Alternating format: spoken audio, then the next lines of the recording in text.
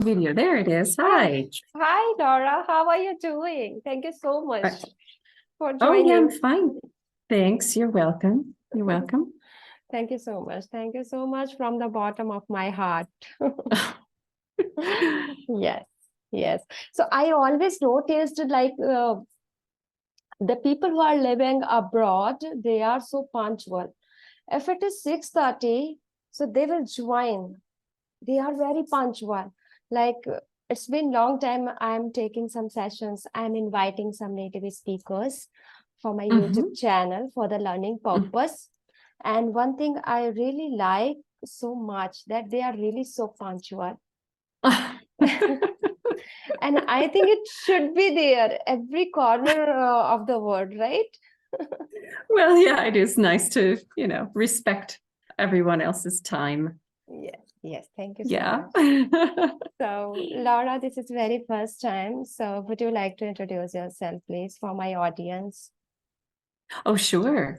Hi, I'm Laura, and I'm originally from the US, and now I live and work in Italy, and I'm an English teacher and an English fluency coach. Thank you so much. Yes. So actually, I want to know, I'm also working professional, and I have few questions related to English language. So that's why I requested you for this session, so that ask some questions and maybe I can learn something from your end also. Okay. Because if you are, I believe, this is my strong belief, Laura, that if you have a caring attitude, an attitude related to learning, you can learn from anywhere, from anybody. Oh, I totally agree. Yeah, you can learn from from all kinds of experiences and the people who come into your life and even the people who go out of your life. So Correct. So you are helping the Italian business person, the person who are working well, professional. well, And you're I have, oh, sorry, go ahead. no, please. Oh, I have students from many different countries, but because I'm in Italy, the majority of people I help are Italians. Yes. Yeah. And also your expertise are in pronunciation, fluency, right? So my Yes. question totally related to all these things. Yeah. So the first thing, Laura, I want to know from your end, what is the biggest issue of an English learner according to you? What is the biggest fear? The biggest fear. Yeah, of English learner. Oh, okay. Well, in my experience, I would say it's actually speaking. Yeah, because, when we speak, we can't go back and correct it. Yeah. Like when you write, you can read it and check the spelling, but when you're speaking, it's in real time. And so we can't go back and change it. So I think, a lot of people don't get enough practice and they don't have enough experience speaking, and they don't get enough practice speaking in a comfortable environment where it's okay to make mistakes and get correction. And so that's actually why I chose to specialize in helping people improve their fluency and their speaking skills, because it's just something that's really, well, it's missing for a lot of people, is they just don't have the practice doing it. And so I think that's their biggest fear is, making mistakes. And plus, you're probably, most people are very intelligent in their first language, and you don't want to sound stupid in your second language or your third language in any other language you speak. And so I think that is probably the biggest fear, biggest thing that holds people back, is just being afraid to go out and speak and accept the fact that you're going to make mistakes, but it's okay. You will survive. Yes, we have to accept this. This is very general thing and normal to make a mistake. The reason behind it, because it's new for you, and it's not all about language. Whatever is new for you, so it takes time to make a mistake. I think it's very natural. We have to accept that one and go with the flow. Exactly. Yes. And like Yeah. as a trainer, we can correct, and you can also record yourself, listen to it, practice accordingly, Mhm. consistently. You can correct yourself. And you can learn from it. Going back to your comment at the beginning, you can learn from your mistakes too. Yes. So, yeah. And I And that's think, important. yes, and I think we tend to make so many mistakes in our native language too. Yeah, it's true. We do. It's true. So why not? It's like second language for us. Wow, Yeah. really, really, I'm enjoying this conversation with you. So, Laura, what is the best thing working with your student, like in your journey? What Mhm. is the best part? Oh, the best part, okay, the best part Mhm, is this like moment mhm. when my students finally are able to speak comfortably, for 1 hour, for example, like during Yes, a normal lesson, they're mhm. able to speak comfortably in Yes, English for yes, 1 hour, and they yes, don't even realize it. correct. Yes. I usually point out to them at the end of the lesson, hey, do you realize that you just spoke English for 1 hour Yes, without any major problems? yes, Few little things here and there to correct, but yes, still, you did it.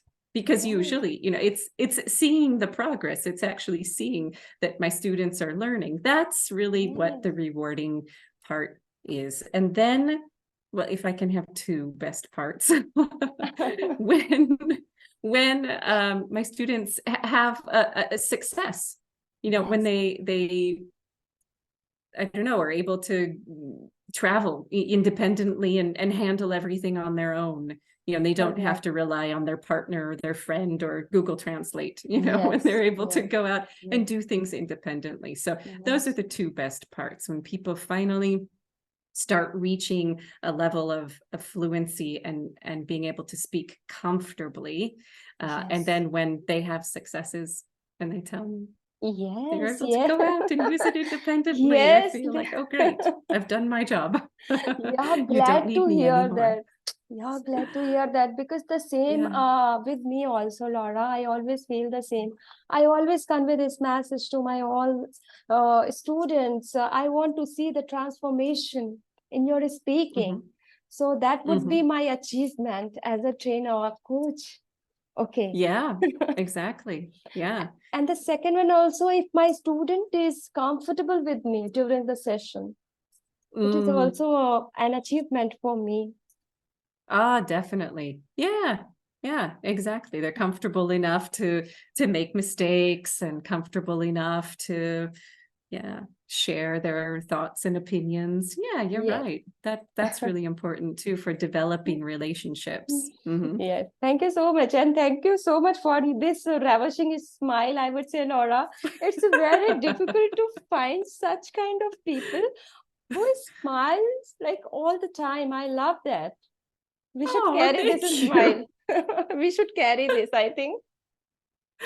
Oh, thank you so much. That's a great adjective, by the way. Ravishing. Good.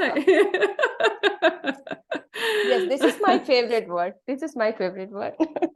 Oh, okay, okay. Yes. Oh, good. Okay, so Laura, this is there is one thing like fluency all the time. Like if it doesn't matter, the level is beginner and sometimes a B2 and C1, C2, different levels are there. Mhm. But the thing is that when a student initially joins any course, they want to be fluent. How to be Yes. fluent? So I Mm. want to know from your end, what is the meaning of this fluency? Because somewhere I analyzed so minutely, they feel if I speak in a very high pace or in a speed, so this is fluency. So Speaking in a yeah, high speed. yeah, like to speak in a very like the speed is Mm. very fast. No need to take the pauses and all. It means I'm not fluent. So fluency means I'm fluent if I am able to speak continuously. So, Ah. yeah, so I want to know what is the, could you clear it out for me, please?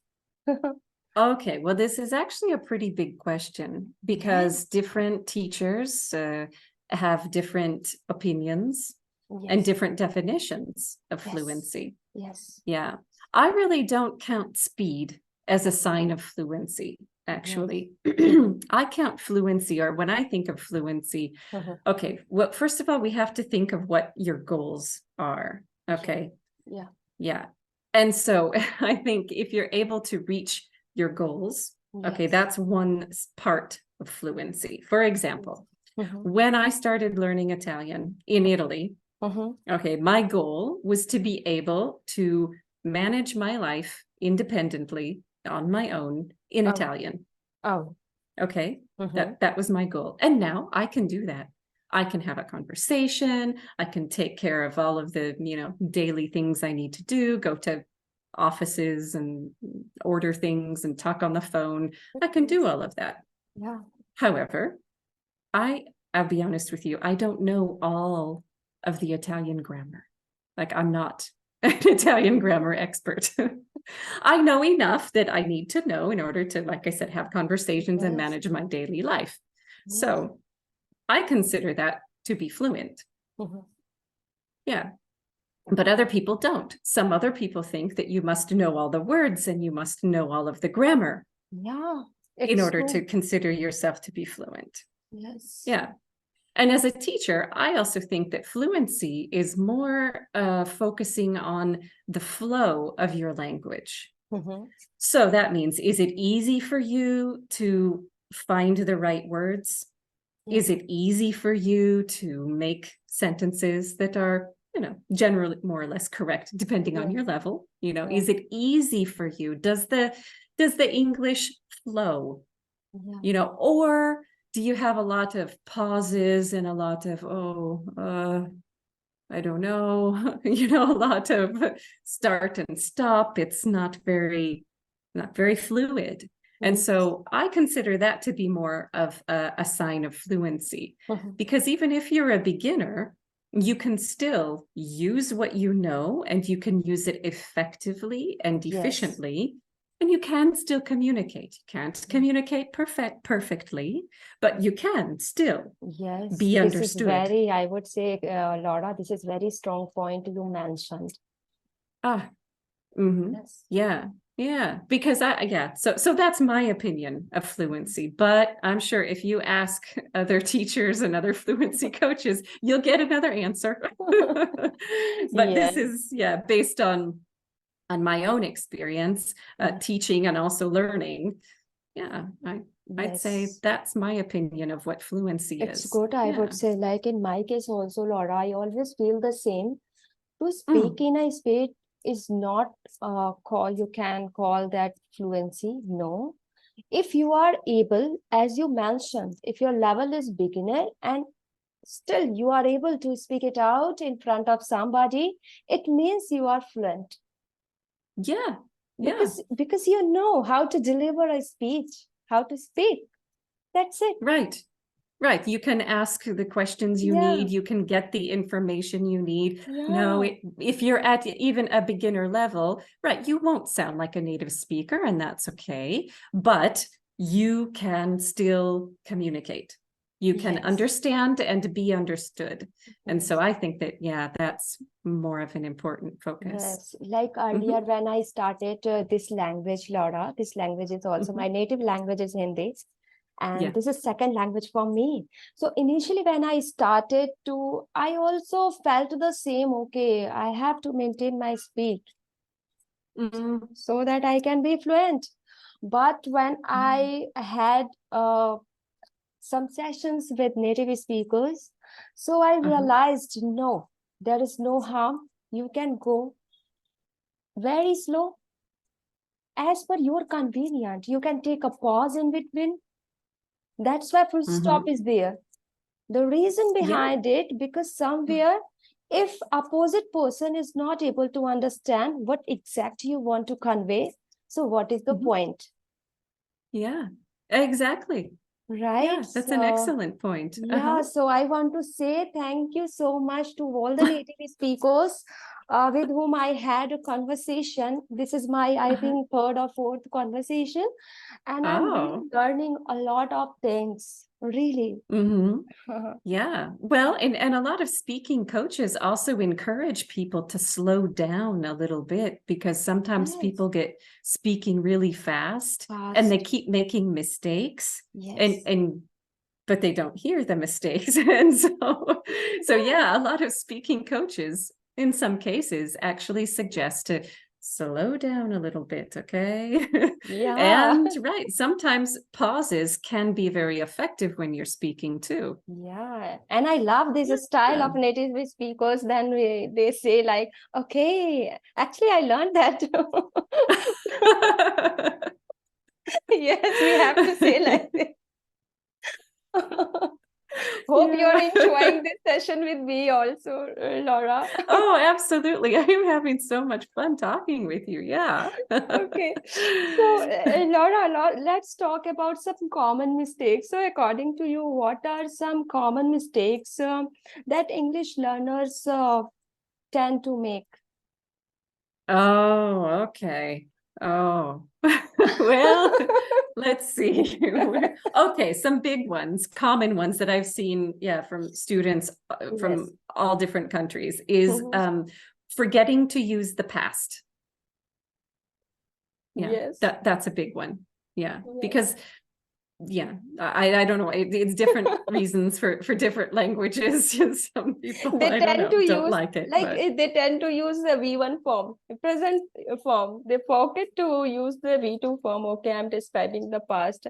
And also, Laura, I think there is a biggest confusion in between where to use past indefinite and past perfect or present perfect. It could be a reason, I think. yes. Oh, no, no. And then, right. And then the next one is the difference between the past simple and the present Yes. perfect. But listen, it is difficult. Yeah, it's really difficult to understand. It is. I'll be perfectly honest with you.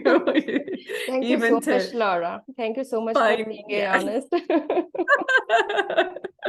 Listen, sometimes as a teacher, for me, it's even challenging to like Yes. find the best way to explain the differences. And, you know, it's Yes. constantly, at least I'm frequently experimenting and trying different techniques to like, okay, these are the differences. And Yes. And I also but yeah. believe as a coach, like I always try to keep it very simple. The process of learning, I always try to keep it very simple. No need to create such kind of trap and all. Go with the flow by using some simple method.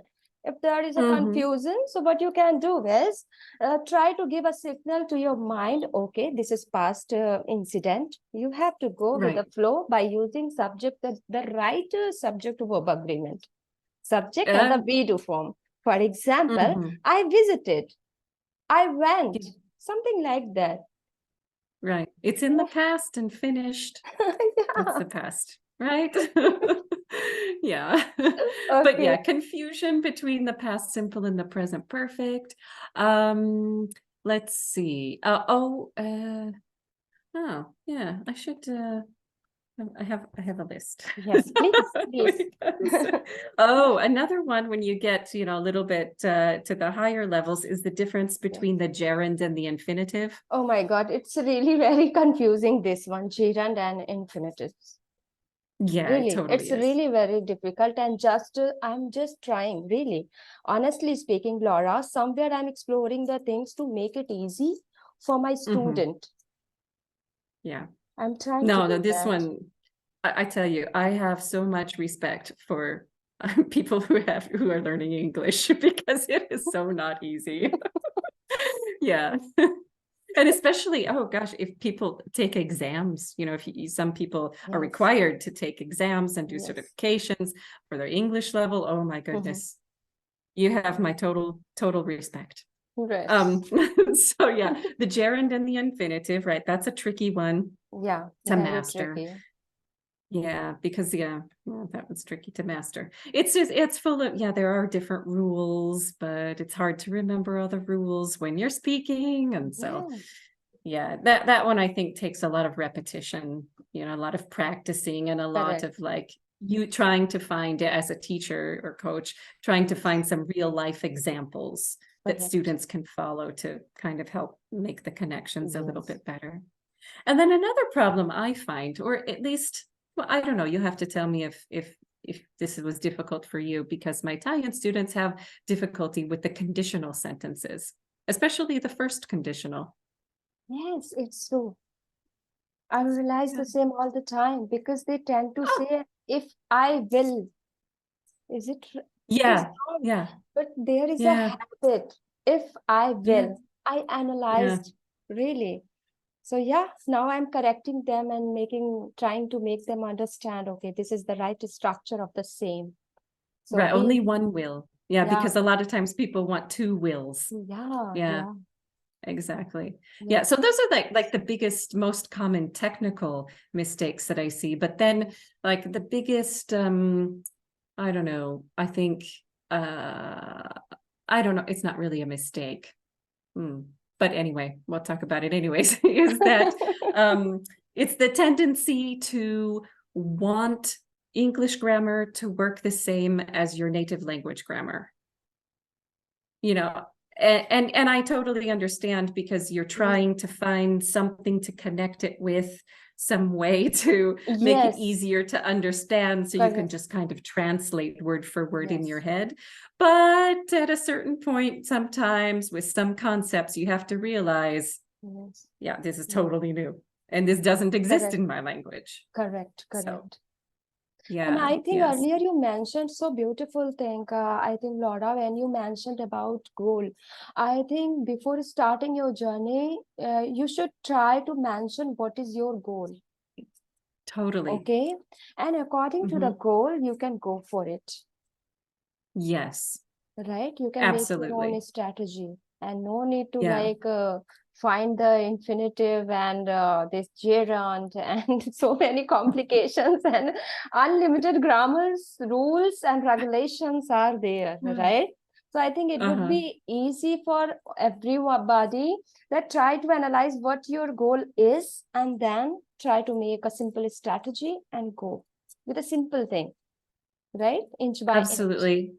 I totally agree with you 100%, that it's really important to have a goal. Yeah. Yes. Yeah. And even if your goal is just to, yeah, improve your speaking skills, or to finally understand, the difference between past simple and present perfect, that's still a goal. I mean, one of my goals is to master some of the more difficult Italian grammar, the congiuntivo. That's my Oh. eternal mission.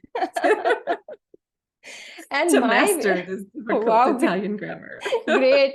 And for me, I would say currently I'm working more on pronunciation, Laura, because I have a Mm. massive desire to understand, to acknowledge the things more about pronunciation. So, Ah.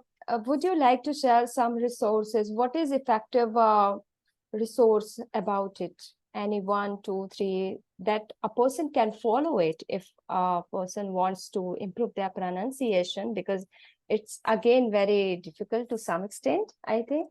Mm. Okay, well, again, we have to think about our goal, Yeah. because I, for example, can help people with their American pronunciation. Yes. And so I think, as far as a resource goes, well, listening Uh-huh. and um, Yes. well, following a pronunciation coach, Uh-huh.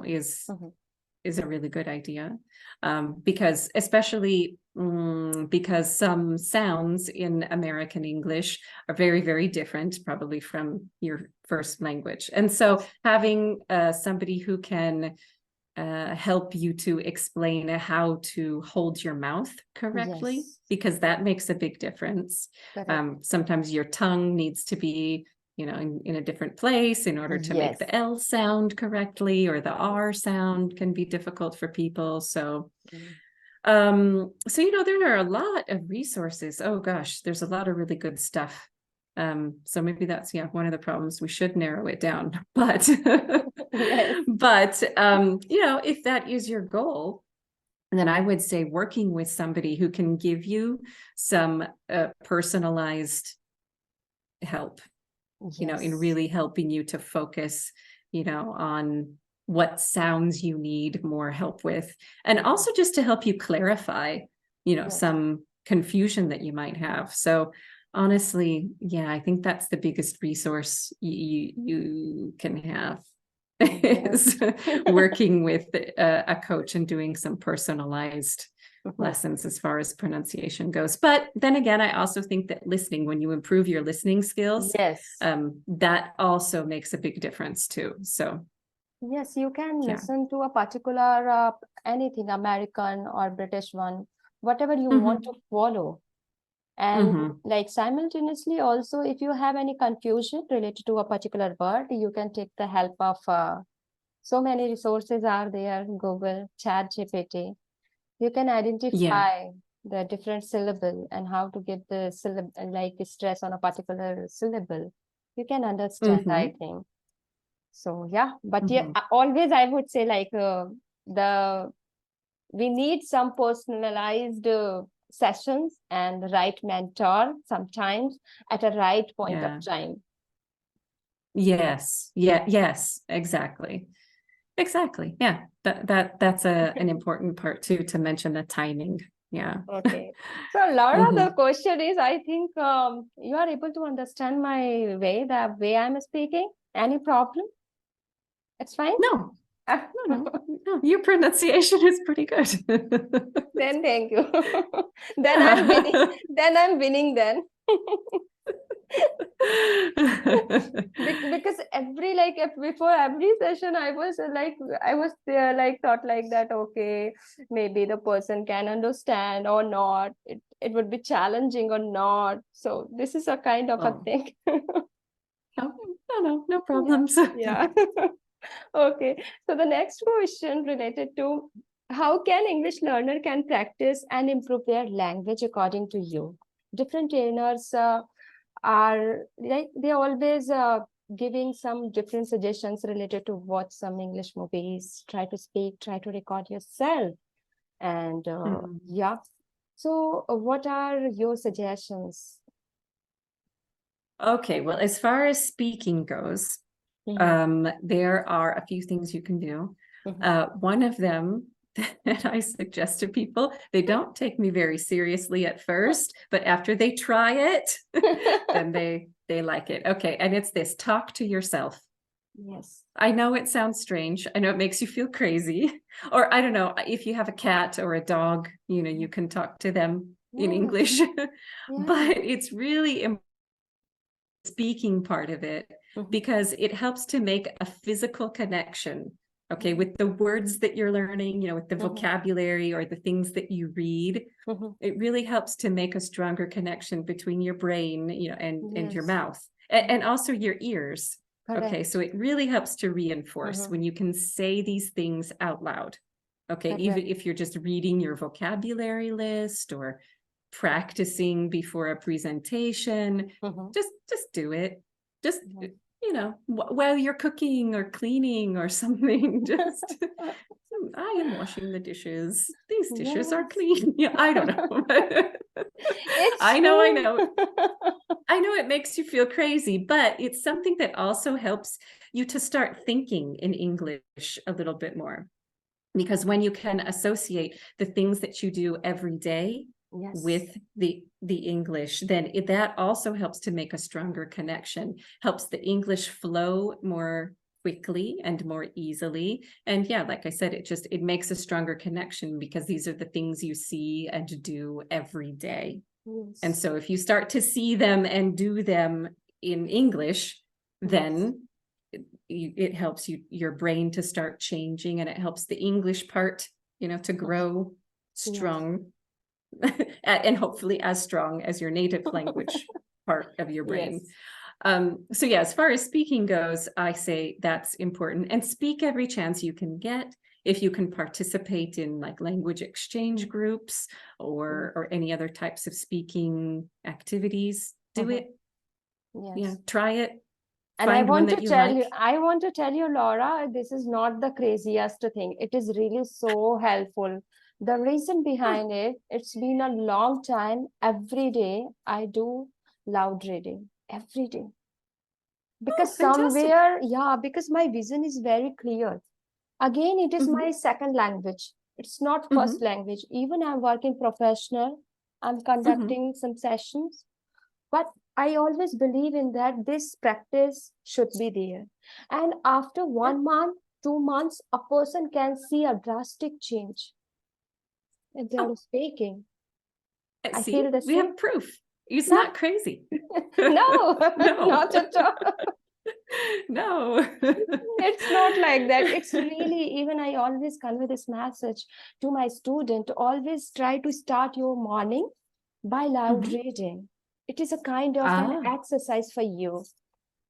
fantastic. Yeah, Yeah, absolutely. yeah, Absolutely. And let me ask you a question. yes. In order to like develop your listening skills, Mm-hmm. what helped you to develop your listening Uh, skills most of all? Was it a- difficult for you at the beginning, the listening yeah, part? yeah, Mm. it was. When I started my journey with this language, so I started to watch some story, Hmm. animated story. And Ah, okay. yeah, and I enjoyed it with my son Abhikam. He is 14 years old. I'm also a mother. Ah. So yeah, that's how I started. And initially, Mhm. it was really so difficult, Laura, to understand the speeches of native speaker. Now you can see I'm able to understand. I'm able to Yeah. communicate. Yeah. So it is only because of every day I'm listening, every single day, Um, still. See, that's the key, is that you have to do something. And Yeah. 30 minutes, more than 30 minutes. I love to Oh, listen wow. to so that I can understand. And now this is my strong belief. I'm able to understand Mm. only Mm-hmm. because I have been doing this kind of listening practice each single day. Okay. Because I I see think, consistency. yeah, because communication always, I believe, it's a two-way process. It's not all about to speak a lot only for speaking. No, Mm-hmm. you have to train your brain accordingly so that you can understand the opposite person too. Yeah, exactly. I say all the time, you have to train your ears, Yeah. in order to understand it. And it takes time, just like training for Yes. any other new activity you're doing. I mean, if you Yes. take 5 tennis lessons, you Yes. can't go out and, compete against Yes. the best tennis And I and players. So it takes time. and I also, Be yeah, it patient. takes. Yeah, always be Hmm. patient. If you are in a learning process, so you have to Hmm. acknowledge this thing. Yeah, exactly. Yes. Yeah, I think, yeah, when we learn language as adults, we really do have to realize that Yes. it's a different process, Yes. and that we can choose for ourselves what Mm-hmm. our goal is. Mm-hmm. And we have to realize also, if you're listening to something and you don't like it, or it's too Yes. difficult for you, you can change. You can listen to something else. There's no exam Yes. here. And to be very honest, Laura, like earlier, I Uh-huh. used to take the help of subtitles. And Mm-hmm. sometimes Mm-hmm. I felt, oh my God, it's really very difficult to understand the language of native speakers. But I didn't lose my hope always. Mm-hmm. I think, Mm-hmm. okay, I can do it. If every day I'm doing the same thing, result will come automatically. Yeah. Well, and it makes sense to use Yeah, subtitles at the beginning. yeah, And then you get to a certain point where you're ready to, go on your yeah. own and try a little bit, to do it without the help of the subtitles. Yeah. Yes. So good. Yeah, exactly. It's a process. It's all a Yeah. process. Yes. Yeah. So before winding up this session, I want to know what Mhm. is your advice for me, Laura? Oh, in order to keep going and improving? Yes. Well, depends. What's your goal? The goal, like to be very honest, currently, as I earlier mentioned, I'm working on my pronunciation. And somewhere I'm Okay. exploring the things so that I can make it easy for my student. Mm. Yeah, Okay. yeah. So Okay. currently, I think I'm working more on pronunciation part. Okay. I'm Okay. trying to understand the different sounds, like 26 letters, 44 Mm. sounds. Short sound, long sound, and th sound is the difficult one, I would say. Which one? I'm sorry, I didn't T, hear. yeah, th sound, Laura. Oh, I know. Nobody likes the TH sound. Nobody. Even I'm not ready to change it. th, like you have to put your tongue like between your teeth and blow some Yeah. air. So it's really, Yeah. I acknowledged that thing. If you really want to learn more about pronunciation, so you have to Uh-huh. understand the position of your tongue, your Yeah. mouth, and everything. Yeah. Right. Exactly. Yeah. And there's another tip. If you don't like sticking your tongue between your teeth Yes, and yes, making that funny thing, yeah, I yeah. just learned a new trick myself. You can Yes. actually put your tongue like behind your teeth Okay. and blow out some air. Okay. Because for some people, the movement is strange. It feels like that whole stick your tongue out and then take it back in quickly. It like is confusing. So for some people, it's a little bit easier if you just keep your tongue behind your teeth and blow out the air. So think. Yeah. And so I will for give a some people, shot to it after the session. okay. I will Yeah, give a shot to it. But I have to I'm say, working. for pronunciation, my advice is just you have to exaggerate at the beginning a little bit when you're making these sounds, and you feel kind of silly making these, funny faces. But that's what creates the muscle memory, and it creates the connection, the physical connection with what your brain is thinking and with what you want it to sound like. Yeah, so don't be afraid to just exaggerate it first to make that E sound, make the funny face. And do it in front of a mirror or something so you can see what's happening a little bit more. And I think we should enjoy the process. I have been doing the same, just enjoying that moment. That's it. Yeah, exactly. Yes. Yeah. So, okay. So thank you so much, Laura. I really am not going to forget each single moment, a bit of it. It's really golden moment for me because I learned a lot from your end, and I'm pretty sure my audience also will learn a lot from your end, because whatever you shared, it is very simple, and the way you spoke, it's really very easy to understand for us also. Oh, great. Oh, good. I know learning English isn't always easy, so good. I hope someone can get some something helpful. And a really fantastic experience doing this. I'm so happy to have met you. Thank you so much. I can see on your face, and like I feel very good. Like I always try to create such kind of environment for everybody so that they can feel comfortable, so that we can have a wonderful session together. Yeah. And we can cherish a single moment of it. Exactly. That's really important. Okay. Oh, good. But thank you. Thank you so much. Bye. Take care. Thank you so much, Laura. Bye-bye, you too. Okay. Bye.